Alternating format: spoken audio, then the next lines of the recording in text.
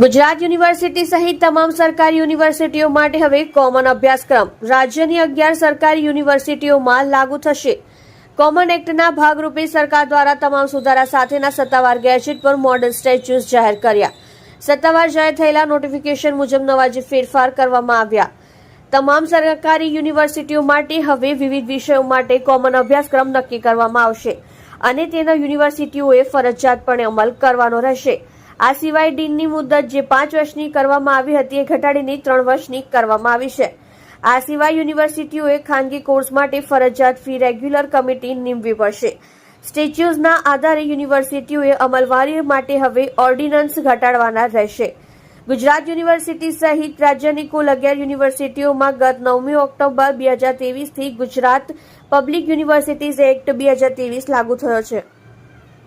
એક્ટના ભાગરૂપે સરકાર દ્વારા મોડલ સ્ટેચ્યુસ જાહેર કરવામાં આવ્યા હતા। એ પછી તમામ યુનિવર્સિટીઓને પોતાની રીતે કોઈ વાંધા અથવા સુધારા જણાય તો કમિટી બનાવી રજૂ કરવાની સૂચના અપાઈ હતી। આ દરમિયાન તમામ યુનિવર્સિટીઓએ કમિટી બનાવી જુદા જુદા સૂચનો રજૂ કર્યા હતા।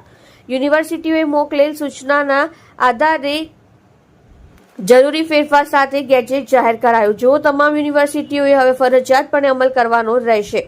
આ ગેજેટના આધારે યુનિવર્સિટીઓએ હવે અમલવારી માટેના ઓર્ડિનન્સ ઘટાડવાના રહેશે। મુખ્યત્વે જે ફેરફાર કરાયો એમાં કોમન અભ્યાસક્રમનો છે, કારણ કે એનઈપી અંતર્ગત વિદ્યાર્થીઓએ ટ્રાન્સફરની જોગવાઈ કરાયેલી છે, જેથી તમામ યુનિવર્સિટીઓમાં કોમન અભ્યાસક્રમ જરૂરી હોવાથી એ સરકાર દ્વારા જ નક્કી કરવામાં આવશે।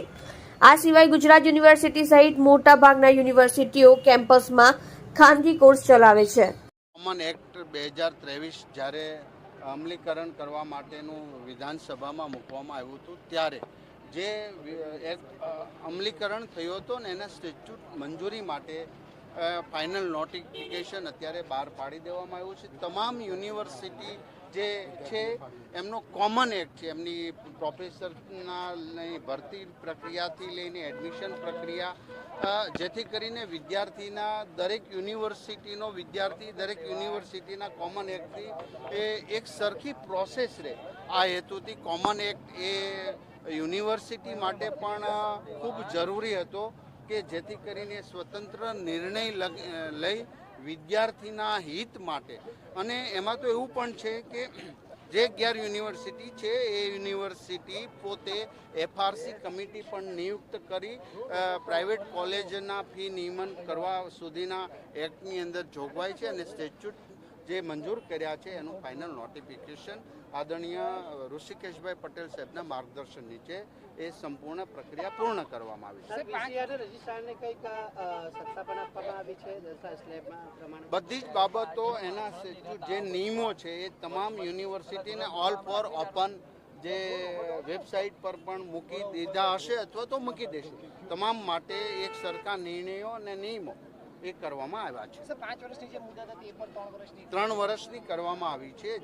જે પણ નિયમોની અંદર જે નવી શિક્ષા પદ્ધતિની જે ગાઈડલાઈન છે એ પ્રમાણે કરવામાં આવ્યા છે। સર, એક બીજો પ્રશ્ન સર, જે વિદ્યાર્થીઓને આપવાની સાયકલો હોય છે, બોટાદ, રાજકોટ, ગાંધીનગરમાં ધૂળ ખાઈ રહી છે, શું એ શિક્ષણ વિભાગ સાથેના વિભાગ અમારે ત્યાં નથી આવતું, પણ જે અવારનવાર મીડિયાની અંદર મેં વાત જાણી છે।